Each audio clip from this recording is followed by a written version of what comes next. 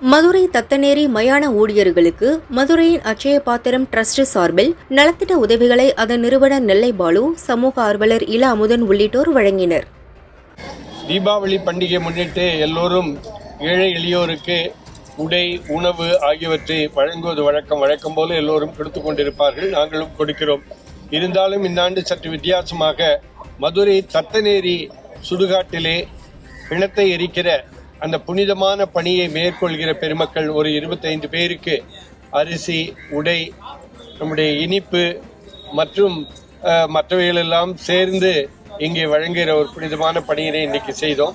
எங்களுக்கு ஒரு பெரிய மகிழ்ச்சி. இந்த மாதிரி மக்களுக்கு எல்லாவற்றையும் துறந்து நாம் நம்முடைய வாழ்க்கையினுடைய கடைசி கட்டத்தை எட்டுகிற பொழுது நாம் ஒரு பிணத்தை பார்க்கவே பல பேர்கள் பிணம் என்று அச்சப்படுகிற காலகட்டத்தில் பிணத்தை எரித்து அவர்களை சொர்க்கலோகம் அனுப்புகிற ஒரு புனித பணி ஆற்றி வருகிற இது மாதிரி நபர்களுக்கு கொடுக்க வேண்டும் என்று ஆசைப்பட்டுத்தான் இன்னைக்கு தீபாவளி பண்டிகையை முன்னிட்டு நிவாரண பொருட்களை வழங்கினோம். என் பக்கத்தில் நம்முடைய மதுரையினுடைய அற்புதமான சமூக ஆர்வலர் அமுதன் இருக்கிறார்.